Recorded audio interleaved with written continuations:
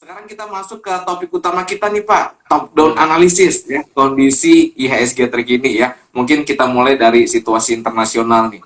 Jadi saya sempat lihat kalau data penutupan di Dow Jones semalam itu sempat mengalami penurunan ya Pak Angga ya, karena berbagai sentimen nih. Nah mungkin kita bisa mulai dari kondisi internasional Pak Angga. Silakan. Oke, ya untuk kondisi internasionalnya sendiri, Pak Aldi masih ya yang lagi hangat sekarang lah ya bagi teman-teman yang mungkin bacain berita atau yang jarang baca pun pasti seharusnya dengar ya terkait apa untuk kondisi internasional sekarang, yaitu terkait kondisi perang ya antara Rusia dan juga Ukraina, di mana Rusia dan Ukraina ini walaupun Ukrainanya negara kecil ya Pak Aldi ya, cuma di balik Ukraina ini kan ada aliansi NATO ya bagi teman-teman yang belum paham. Jadi aliansi NATO ini adalah bisa dibilang sekutu dari Amerika Serikat, dikepalai oleh Amerika Serikat, dan di bawahnya ada negara-negara di Eropa dan juga ada negara-negara aliansi lainnya. Dan sedangkan Rusia ini juga merupakan salah satu negara yang bisa dibilang cukup besar dan berandil terhadap suplai komoditas yang ada di dunia ya teman-teman. Di mana Rusia ini merupakan salah satu eksportir terbesar untuk nikel, produk alumina yang berguna untuk pembuatan aluminium ya, besi dan baja. Lalu juga ada salah satu eksportir terbesar untuk batu bara dan terutama untuk natural gas ya, untuk gas alam. Di mana Rusia ini merupakan pesuplai gas alam terbesar ke Uni Eropa. Ya, jadi 40% gas alam nih yang beredar di Uni Eropa itu didapatkan dari Rusia. Terutama untuk Jerman ya. Makanya kalau kita lihat Jerman, itu dia agak takut sedikit paling untuk negosiasi peperangan sama Rusia nih. Karena sensitif. Karena kalau Jerman, salah satu supplier terbesar gas alamnya kan Rusia ya. Mungkin yang lain sedikit nih kalau negara Eropa yang lain. Tapi Jerman paling dominan nih. Kalau mereka kehilangan Rusia, untuk gasnya, waduh, bisa repot. Dia mau cari kemana lagi kan. Opsi lainnya adalah ke Qatar misalnya ya. Tapi Qatar untuk jalur pipa gasnya lebih jauh dan juga harus lewat logistik laut mungkin. Di mana biayanya juga semakin tinggi. Dan untuk permasalahan ini masih menjadi polemik ya. Makanya harga-harga komoditas menjadi naik ya. Karena kemarin itu juga aliansi NATO udah menerapkan, Amerika Serikat ya, udah menerapkan sanksi.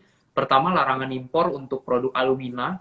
Untuk Eropa dilarang mengimpor produk alumina dari Rusia. Dan yang kedua juga yang terbaru itu terkait dengan batu bara. Jadi dari Uni Eropa udah nggak boleh impor batu bara dari Rusia lagi. Nah, ini menjadi hal penting buat kita nih, sebagai produsen sumber daya alam terkait batu bara. Karena dilarang impor dari Rusia, ya otomatis yang kebagian rezeki kita ya. Kita ekspornya jadi ke Eropa lebih banyak nih. Udah mulai terasa di Adaro Energy, itu udah mulai naik, meningkat ya ekspornya. Lalu dari PT Bukit Asam juga udah mulai terasa peningkatan dari sisi ekspor ke China dan juga ke Eropa.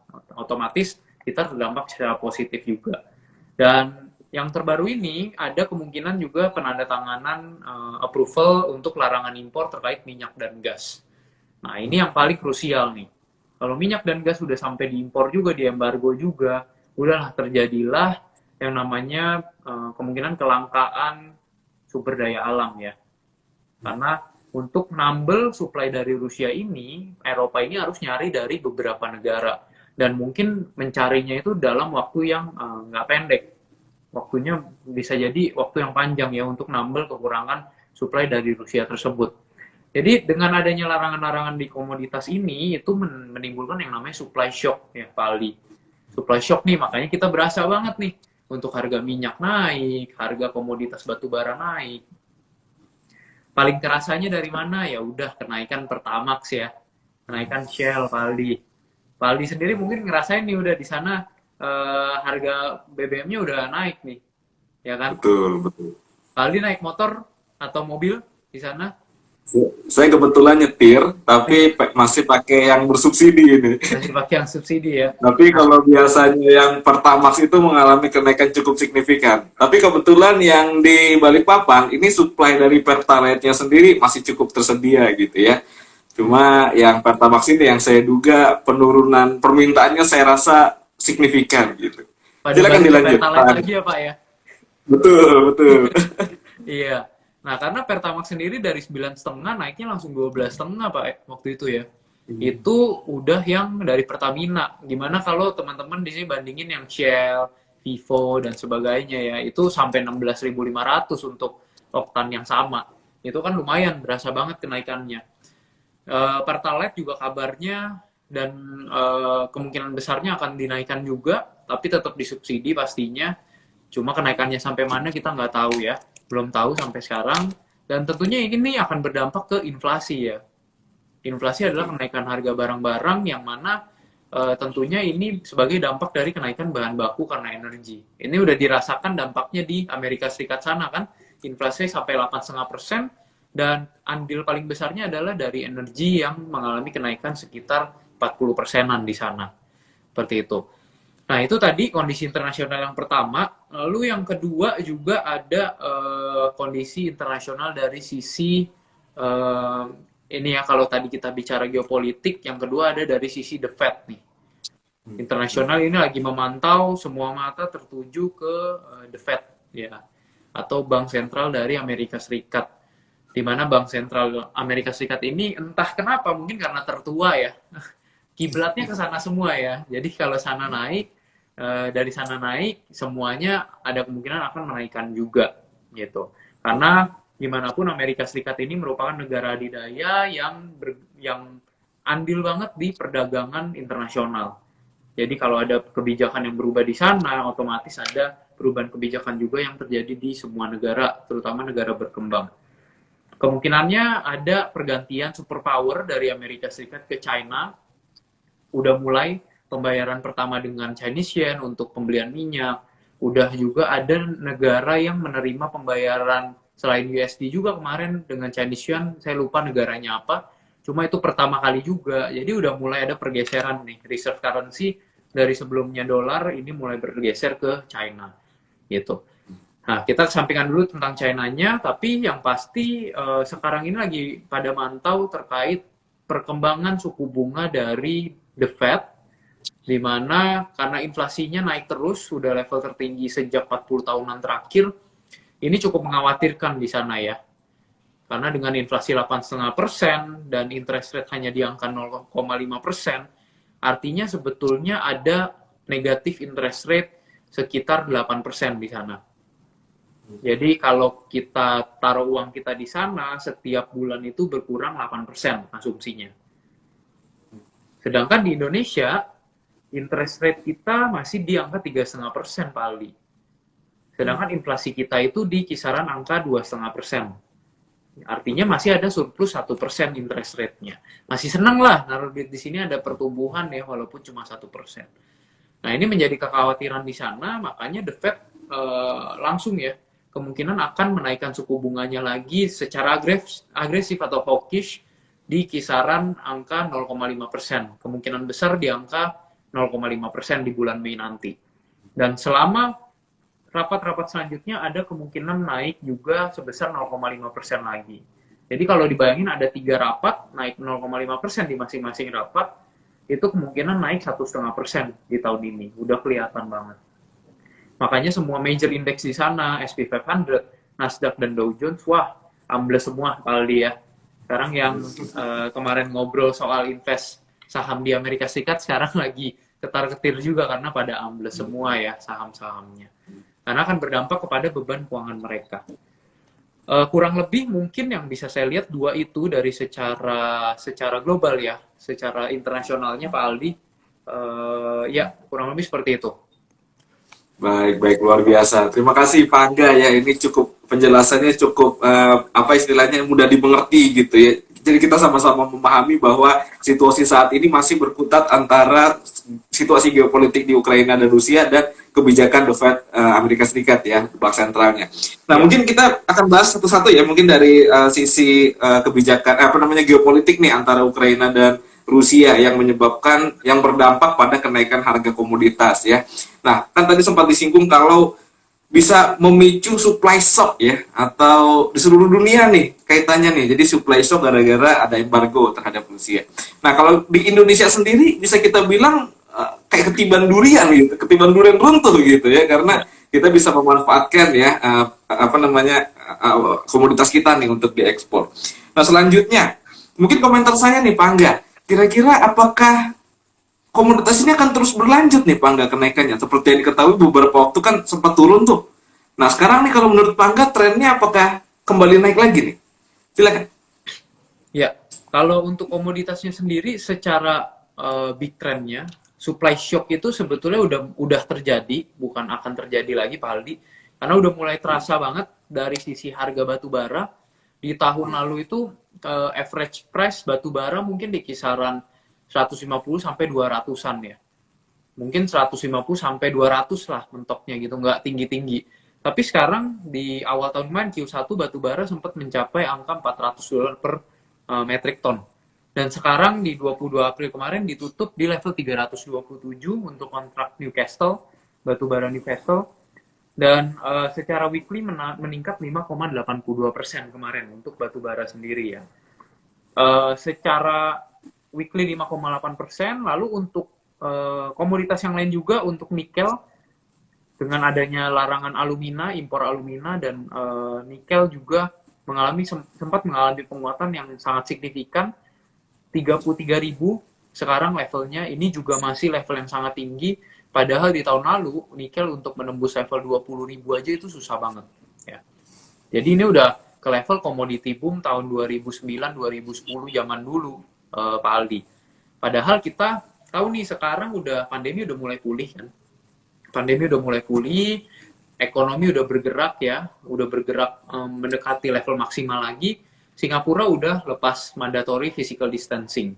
Malaysia udah juga lepas karantina ya kemarin itu, kalau nggak salah. Indonesia juga udah lepas karantina. Jadi ekonomi ini udah mulai mau bergerak normal lagi.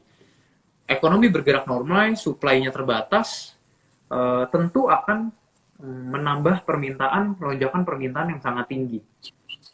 Ini kita ngomongin nggak kondisi perang dulu ya, kondisi biasa. Itu aja udah tinggi gitu kenaikannya. Nah, ini ditambah ada perang lagi. Udah mau kelar yang satu, mulai yang lain lagi, kondisi perang ya. Kondisi perang di tahun ini. Baru kelar pandemi gitu. Nah, ini yang menjadi driver dari kenaikan harga-harga komoditas. Seperti yang kita lihat kalau di Eropa sendiri sekarang banyak kelangkaan dari sisi barang-barang ya. Barang-barang itu banyak di supermarketnya pada kosong-kosong Mas Pak Aldi. Karena adanya keterlambatan dari pengiriman dari logistik laut juga terutama. Nah, karena ini fenomena di China. Di China ini sekarang lagi banyak kapal yang tertunda di laut. Jadi mereka nggak bisa masuk. Karena China ini lagi lockdown secara gila-gilaan kan. Betul. Karena ada lonjakan kasus COVID di sana dan belum kunjung menurun nih kelihatannya trennya. Jadi ini juga salah satu faktor yang bisa menghambat supply dari harga komoditas. Artinya komoditas supply-nya sedikit, harganya akan meningkat ya. Jadi secara overall outlook-nya masih tetap meningkat untuk komoditas sampai Cina kembali buka lagi, semua kondisi normal lagi, dan juga perang ini semakin mereda ya. Ini secara overall masih uptrend untuk saham-saham komoditas. Baik, baik. Nanti mungkin kita akan bisa lebih dalam nih terkait sektoral ya.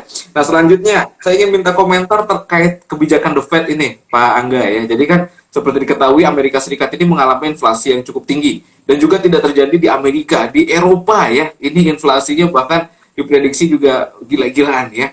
Nah, pertanyaannya kira-kira akan seberapa lama ya terjadi inflasi yang sangat tinggi ini? Apakah bisa memicu hyperinflation nih? Atau inflasi yang tak terkendali ya.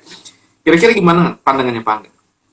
Kalau hyperinflation itu definisi akuratnya sebenarnya kan kalau secara teori hyperinflation itu di atas 50% ya Pak Aldi ya, inflasinya terjadi dalam beberapa bulan atau at least sebulan gitu. Cuma kalau saya lihat hyperinflation kayaknya nggak terjadi Pak Aldi, nggak sampai separah itu. Cuma gradually ya, artinya perlahan-lahan ada kenaikan inflasi yang terus berada di level yang cukup tinggi. Kalau hyperinflation enggak, tapi gradual kenaikan secara bertahap gitu. Malah ini sebenarnya lebih berbahaya karena yang ditakutkan adalah stagflasi. Stagflasi adalah kenaikan inflasi, tapi daya beli nggak ada, terus ada yang namanya kekurangan dari sisi lapangan kerja juga. Jadi inflasi tinggi tapi kok daya beli udah terkesan mentok gitu ya, artinya nggak ada pertumbuhan lagi. Jadi udah bingung mau diapain lagi, tapi inflasinya terus meningkat. Nah ini yang dikhawatirkan. Jujur aja kalau kita mau ngomong pahitnya, sekarang ini mungkin baru permulaan dari kenaikan inflasi yang gila-gilaan, Pak Ali. Karena ini baru mulai nih, perangnya baru mulai banget, dan negosiasi di Q1 kemarin itu bisa dilihat nggak terjadi. Maksudnya nggak terjadi gencatan senjata, nggak terjadi kondisi yang kembali normal, masih terjadi kondisi perang gitu ya.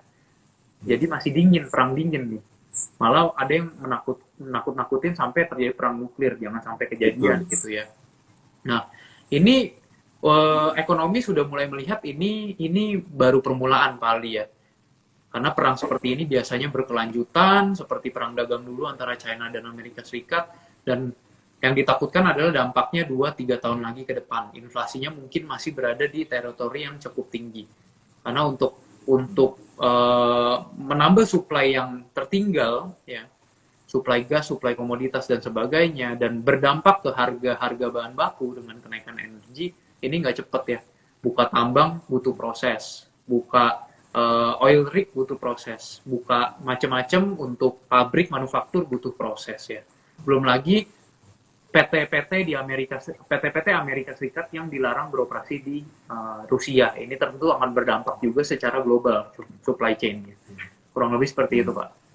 Baik. Jadi yang lebih berbahaya itu gradual ya, kenaikan inflasi yang gradual dan menimbulkan stagflasi gitu ya. Jadi ini yang bisa diperhatikan oleh pelaku dan investor. Baik, terima kasih penjelasannya Pak Angga. Sekarang kita masuk ke kabar domestik nih ya. Seperti diketahui minggu kemarin itu ada beberapa data ya yang masuk, yaitu suku bunga kita tetap berada di 3,5%, inflasi masih terkendali ya, dan juga yang menarik cadangan neraca berjalan kita nih surplus sampai 4,5 miliar dolar ya. Nah kira-kira kalau dari sisi makro domestik apa aja nih kabar baiknya nih? Silakan Pak Angga. Iya, untuk secara makro, kita ngomongin data berarti ya, setelah tadi kita bicara secara internasional, lalu kondisi domestik Indonesia kira-kira terdampaknya seperti apa, sekarang kita bicara tentang data-data ekonomi yang udah dirilis. Suku bunga kita udah ketebak sebetulnya Pak Aldi akan tetap ditahan oleh BI di angka 3,5% ya Pak. Ini lebih karena kondisi ekonomi Indonesia yang memang cenderung lebih stabil dibandingkan negara-negara maju lainnya. Ya, terutama Indonesia ini sebagai produsen sumber daya alam terdampak secara positif dengan adanya kejadian perang ini. Kelihatannya dari mana? Pertama, suku bunga kita stabil karena tadi real interest rate kita masih positif. Inflasi kita belum mencapai target yang diinginkan oleh pemerintah. Target pemerintah di 3% plus minus 1%. Artinya BI udah sounding, kalaupun inflasi kita mencapai 4%, dia belum akan menaikkan suku bunga juga. Tapi kalau udah above 4%, baru akan ancang-ancang menaikkan suku bunga. Ya. Di mana selama belum mencapai 4% ini, kondisi kita ini masih cenderung sehat secara ekonomi. Ya. Artinya daya beli masyarakat juga baru mau mulai pulih lagi ke masa pre-pandemi ya, di angka 3% lebih. Selain itu juga yang kedua ada yang namanya cadangan devisa kita masih tetap kuat ya. Cadangan devisa kita tetap kuat, di mana cadangan devisa kita ini berada di level 139,1 miliar per akhir Maret, ya per akhir Maret 2022, di mana cadangan devisa kita berada di level tertinggi juga sepanjang masa nih, Pak Aldi. Cadangan devisa berpengaruhnya kemana? Ke nilai tukar. Makanya nilai tukar kita kok bisa kuat banget 14.300, 14.400 terus selama setahun terakhir di zaman pandemi. Ya. Terlebih lagi investor asing masih masuk terus ke bursa kita cukup masif di selama year to date sampai 4 bulan hampir 5 bulan ini itu investor asing masuk 50-an triliun, 55 triliun ya. Sedangkan di tahun lalu full year itu cuma 36 triliun. Artinya ada optimisme terhadap market kita untuk dari investor asing. Nah, dengan adanya kondisi-kondisi yang masih stabil seperti ini, kondisi ekspor kita juga berada di level tertinggi sepanjang sejarah, makanya kita bisa surplus ya. Untuk ekspor, neraca perdagangan kita surplus, dan tadi suku bunga masih rendah, inflasi masih rendah, lalu cadangan devisa masih stabil, loan growth juga masih berada di level pertumbuhan di 6,65% year on year, ini terus bertumbuh ya. Dan dari sisi perbankan juga masih bisa menyalurkan hutang yang lebih. Nanti kita masuk lebih dalam lagi untuk sektoral ya.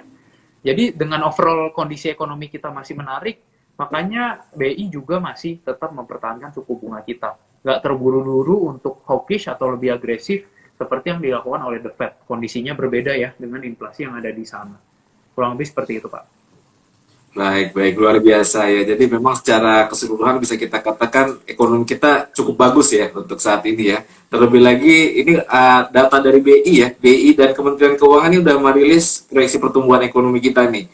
Kalau Bank Indonesia memproyeksikan pertumbuhan kita di area 4,5 sampai 5,3%. Kalau Kementerian Keuangan ini memproyeksikan pertumbuhan ekonomi kita di 5,1 sampai 5,2 ya. Berarti cukup tinggi nih.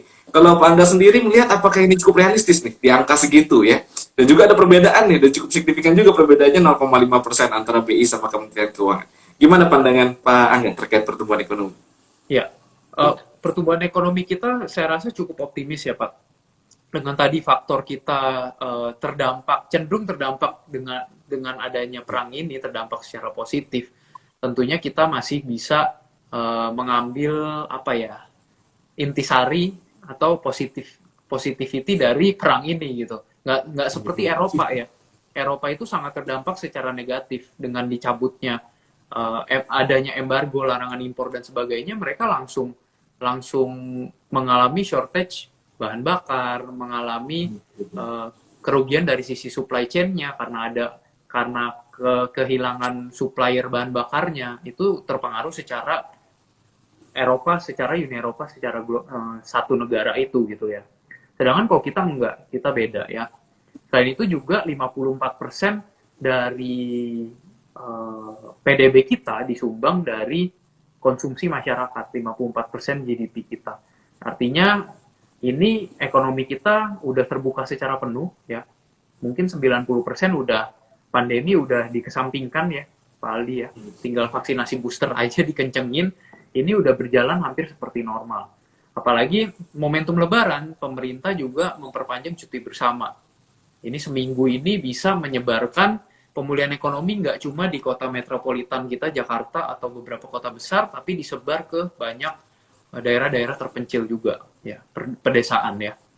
Nah ini tentu jadi driver untuk ekonomi kita, perputaran roda ekonomi kita. Ini jadi hal positif juga yang bisa nge-boost pertumbuhan dari ekonomi tadi. Makanya pemerintah juga udah mulai optimis. Selain itu juga dari sisi penerimaan pajak di Q1 ini juga menghasilkan pertumbuhan yang sangat baik. Di Q1 tadi saya baca udah mencapai 40%-an year on year pertumbuhan penerimaan pajak kita, di mana ini udah mencapai 25% dari target pemerintah. Artinya udah ada 40% pertumbuhan, udah ada penerimaan buat negara lagi nih. Negara jadi lebih stabil lagi secara kondisi secara moneternya. Seperti itu Pak Aldi.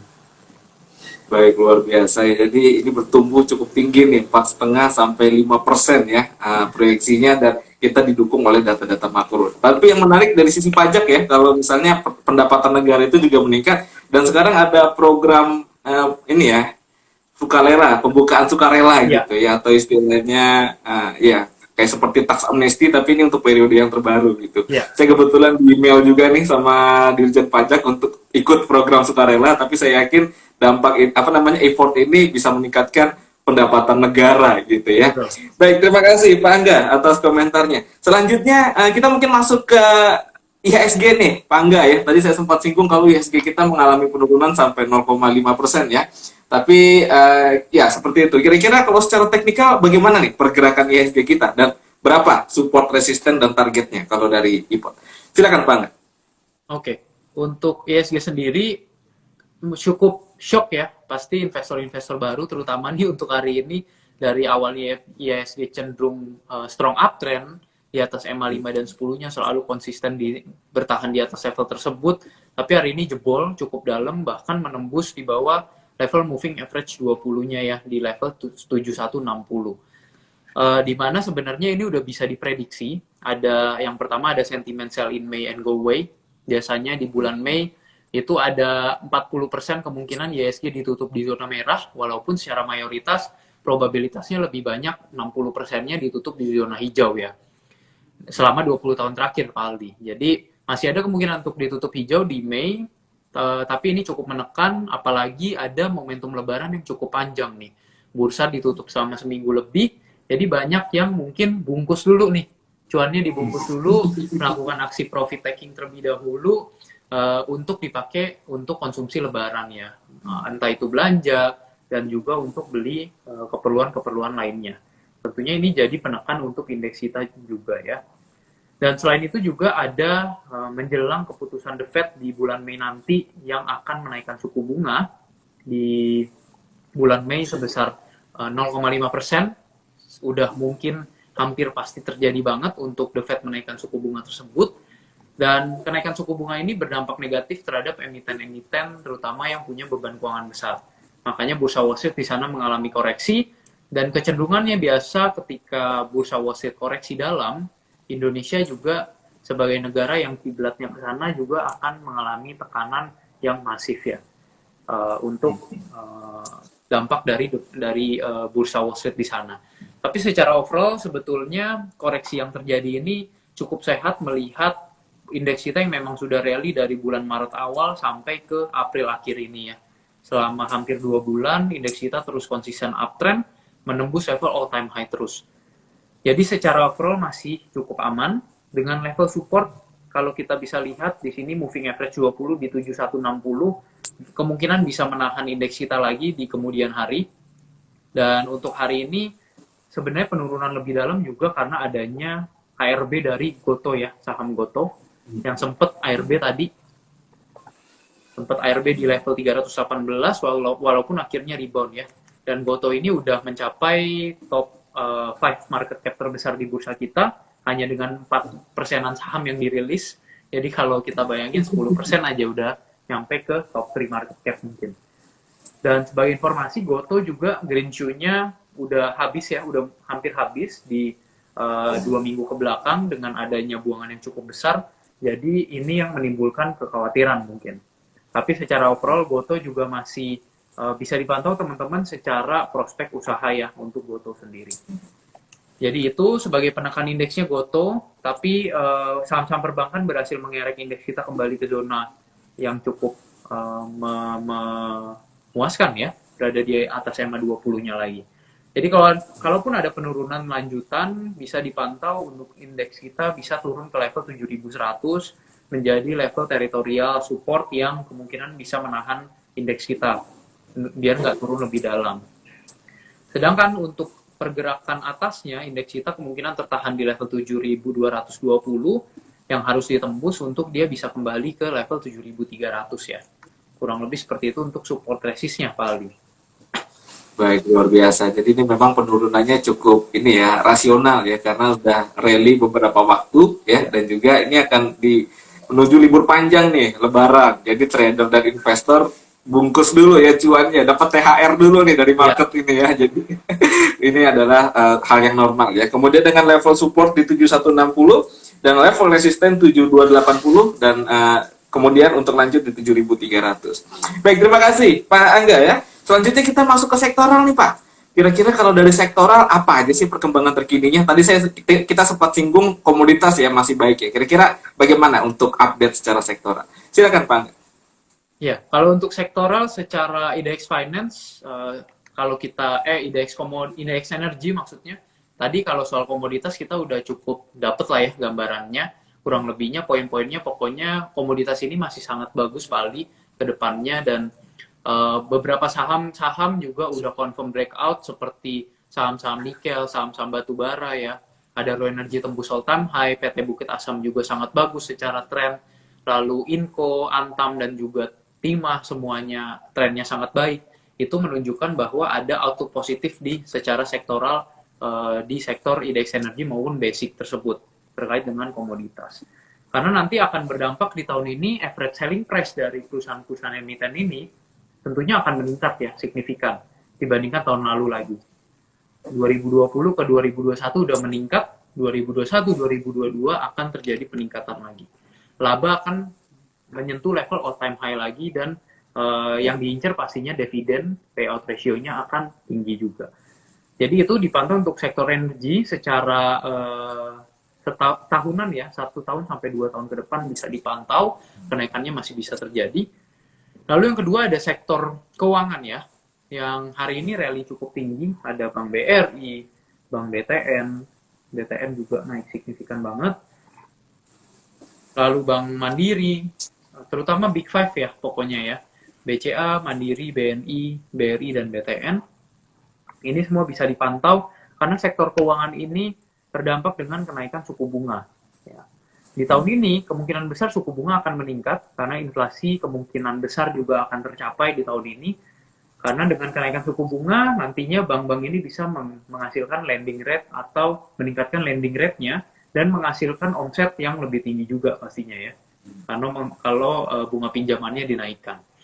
Dan secara loan to deposit ratio, LTD ratio-nya juga masih rendah di kisaran 70% secara sektoral. Artinya loan berbandingan deposit cuma 70%-nya. Berarti masih ada ruang, biasa di kisaran 90%-an untuk market yang bagus. 20%-an lagi masih bisa disalurkan kreditnya dalam bentuk kredit-kredit mau itu UMKM, corporate, dan lain-lain.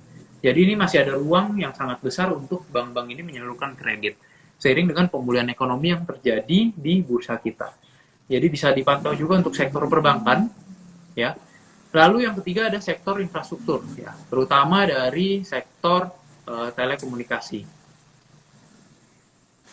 Untuk telekomunikasi ada Telkom, XL, dan juga ISAT. Ya. Semua bisa dipantau dengan perkembangan 5G dan juga perkembangan kebutuhan kuota terkait dengan remote working dan sebagainya. Ini menjadi sentimen positif untuk telco. Apalagi kemarin dikabarkan dari sektor telekomunikasi akan ada eSIM card nih, Pak Aldi. Ya. Jadi SIM card itu akan dibikin secara elektronik, nggak perlu fisik lagi. Nah, kalau ini sampai terjadi ya otomatis bisa menekan bahan baku dari emiten-emiten telekomunikasi ini kan, karena mereka nggak perlu cetak-cetak lagi, cuma via digital.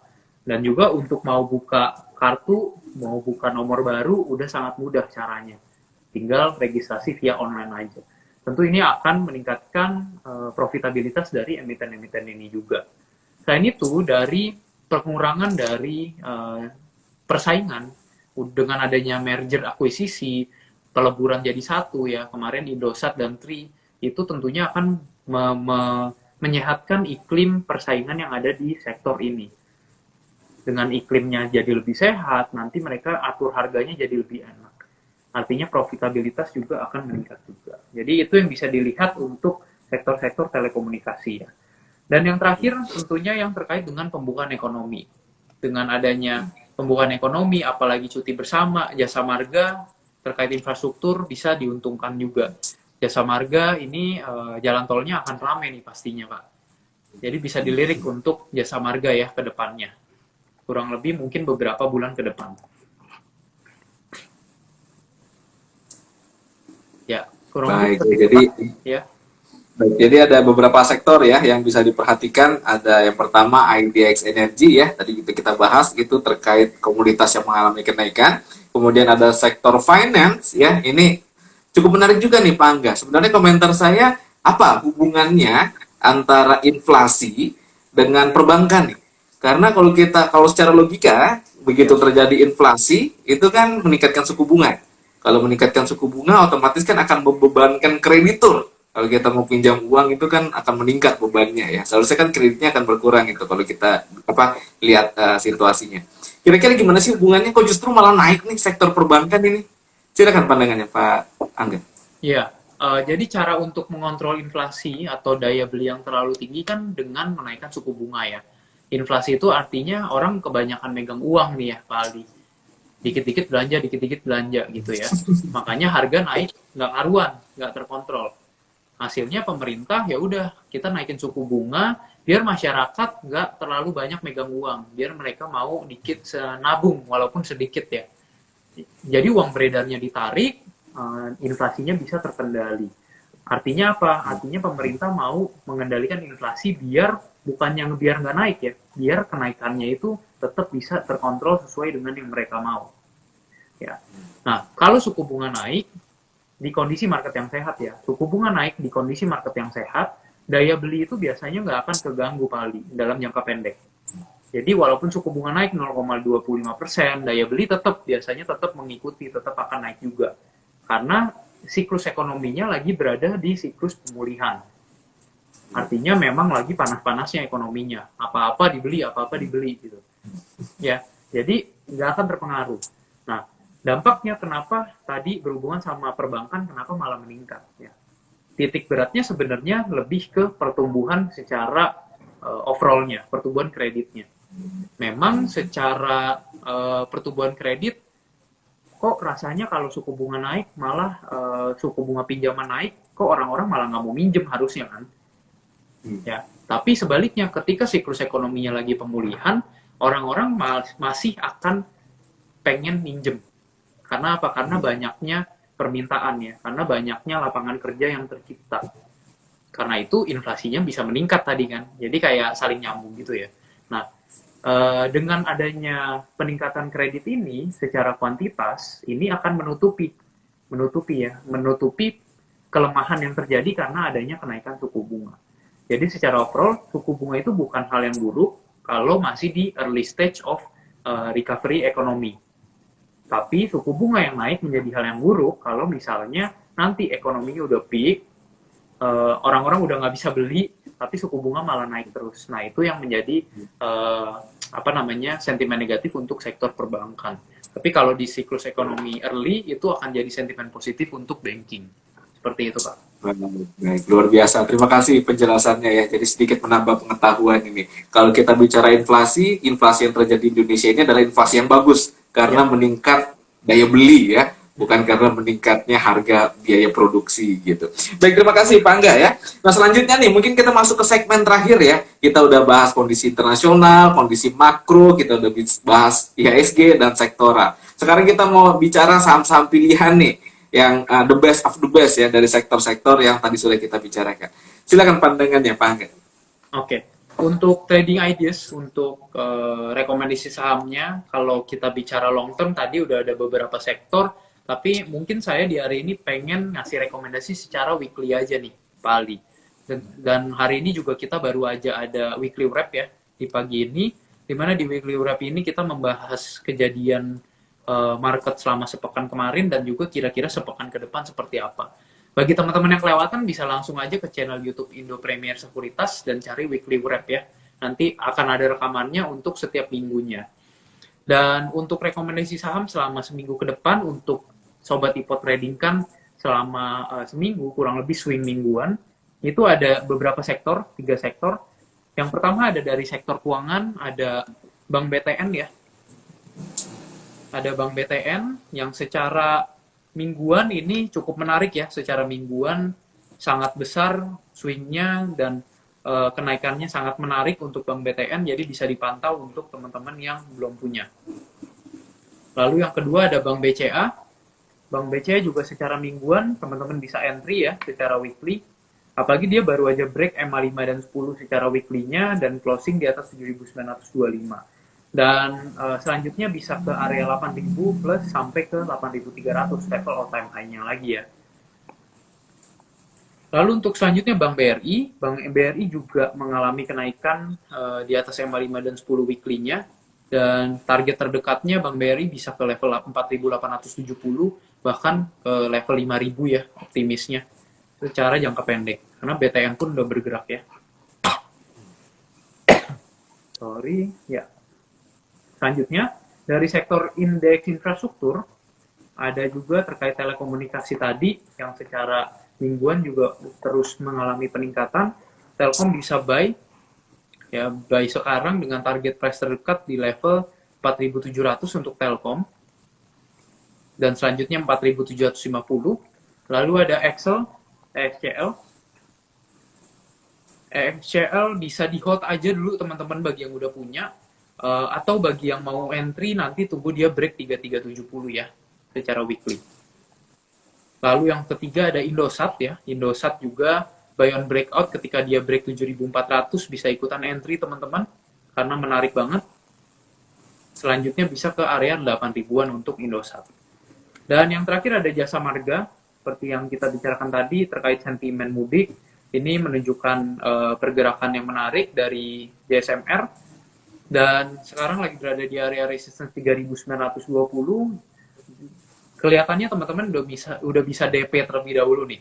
Bisa masuk dikit dulu untuk JSMR, selanjutnya kemungkinan ada peningkatan lagi ke area 4.000-an ya. Dan terakhir dari sektor industrial ada Astra International.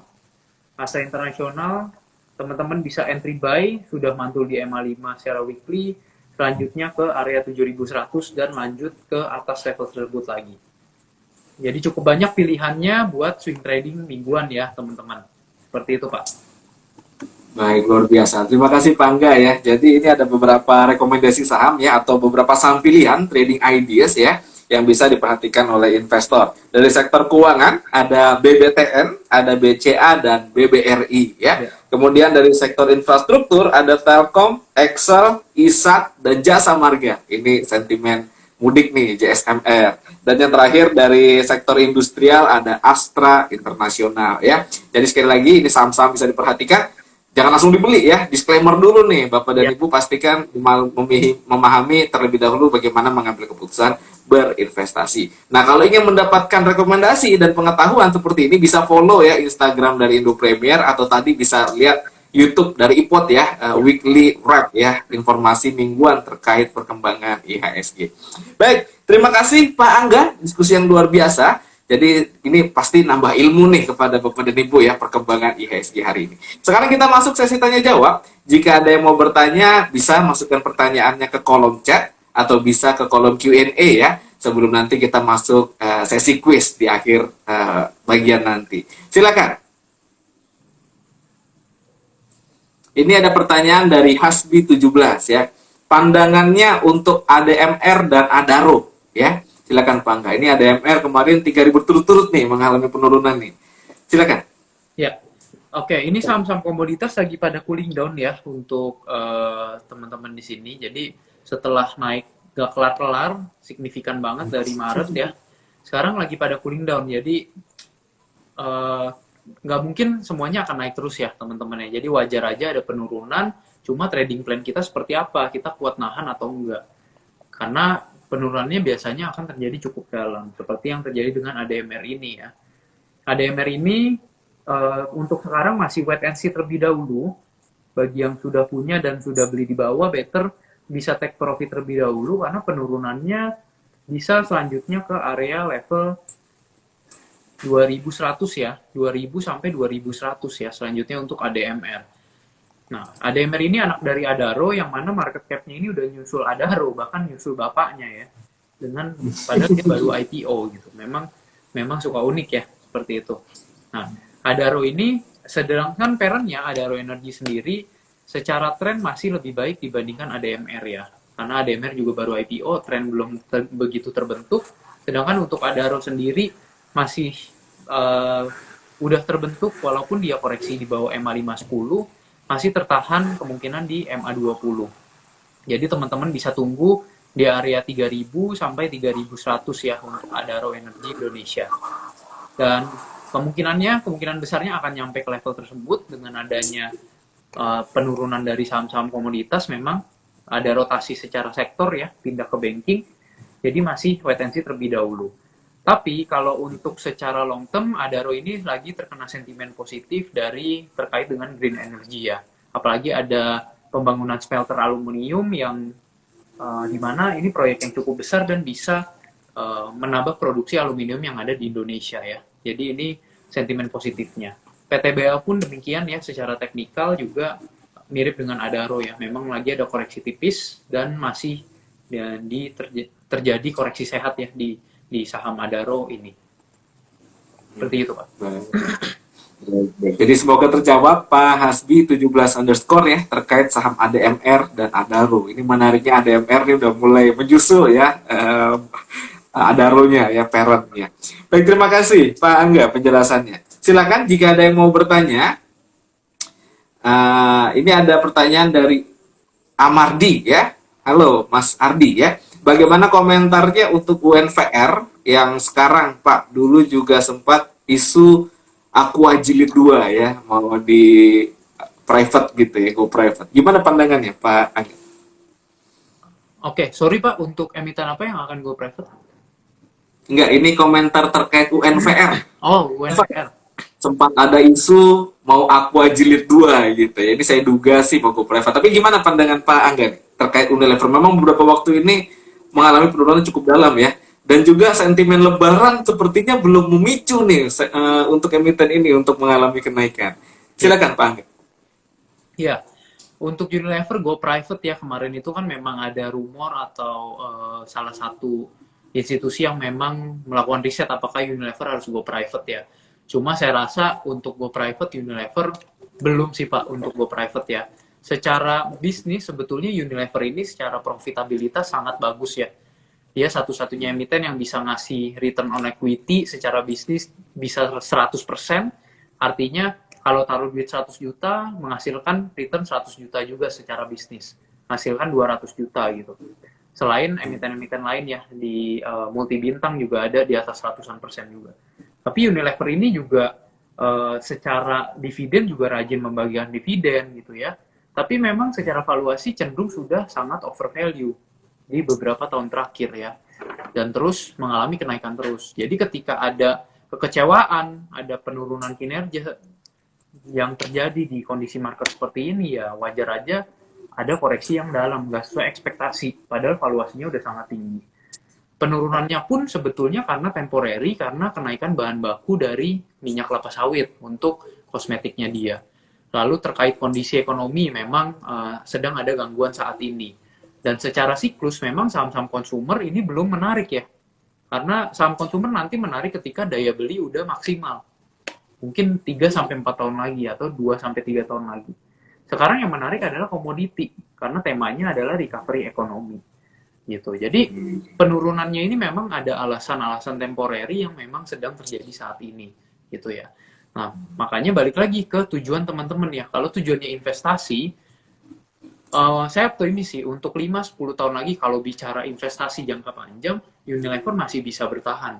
Karena bisnisnya sangat solid di Indonesia ya. Bisnisnya sangat solid di Indonesia dan populasi Indonesia masih sangat banyak dan terus bertambah terus gitu. Jadi untuk go private kelihatannya belum ya karena memang go private itu kan biasanya kecenderungannya perusahaan-perusahaan yang skalanya lebih kecil ya dibandingkan Unilever yang memang internasional skalanya dan sangat besar ya. Seperti itu. Baik, baik. Jadi kapitalisasi Unilever nih besar banget gitu. Mau dibeli di harga berapa ya untuk go private gitu. Iya. Baik, terima kasih Pak Angga. Ini justru yang sedang menarik go private RMBA nih, betul ya. Ini go private di harga 1.000 gitu. Tapi nanti mungkin kita tunggu perkembangan terkininya ya. Masih suspend sampai hari ini RMBA ya. Baik, terima kasih Mas Ardi atas pertanyaannya. Nah, terakhir nih Pak Angga terkait saham WIRG ya, pertanyaan dari Dians BTZ. Saya sudah punya saham WIRG di 1.150, apakah masih bisa di hold? WIRG ini juga naiknya cukup signifikan. Gimana pandangannya Pak Angga? WIRG ya. Oke, untuk WIRG HRB lagi ya untuk hari ini WIRG dan memang WIRG ini kan model bisnisnya terkait dengan metaverse ya. Di mana metaverse ini ya terkait dengan kripto, blockchain teknologi dan sebagainya. Untuk itu saya memang belum ada knowledge di bidang itu dan nggak berani ngomong banyak untuk terkait sektor tersebut ya. Tapi yang pasti kalau kita perhatikan WIRG secara teknikal udah jebol EMA 5-nya dan selanjutnya ada potensi mantul kalaupun dia ada demand area di level 1.000 ya WIRG. Jadi yang udah dibeli di IPO pun sekarang memang udah menghasilkan profit yang sangat tinggi. Jadi tinggal dikontrol aja greed and fear-nya ya. Sekarang greed-nya udah cukup atau belum, sebenarnya udah bisa take profit untuk teman-teman yang mau. Tapi bagi yang baru mau masuk, better wait and see terlebih dahulu aja karena ARB-nya nggak tahu sampai kapan. Kalaupun penasaran mau masuk tapi sedikit aja dari portofolio, jangan terlalu banyak. Karena exposure-nya nanti terlalu gila ke portofolio teman-teman ya. Kurang lebih seperti itu aja Pak. Baik, terima kasih ya pertanyaannya dan juga jawabannya ya. Baik, saya rasa ini pertanyaan terakhir ya untuk sesi ini, diskusi yang luar biasa nih kepada dari Pak Angga ya. Saya yakin ini pasti bermanfaat untuk kita semua. Kita berikan apresiasi dan applause yang luar biasa kepada Pak Angga ya. Jadi semoga diskusi kita kali ini bisa bermanfaat untuk kita semua. Akhir kata, sebelum ditutup, apakah ada closing statement yang ingin disampaikan Pak Angga? Silakan. Iya, closing statement-nya simple aja Pak. Tetap belajar terus teman-teman, tetap tentuin mau pakai metode yang mana, trading atau investasi, lihat chart atau lihat laporan keuangan karena approach-nya berbeda, dan tetap bersabar teman-teman ya. Kondisi marketnya memang lagi ada turbulence, tapi secara overall masih bagus untuk kondisi ekonomi kita. Thank you teman-teman untuk kesempatannya, sampai ketemu lagi.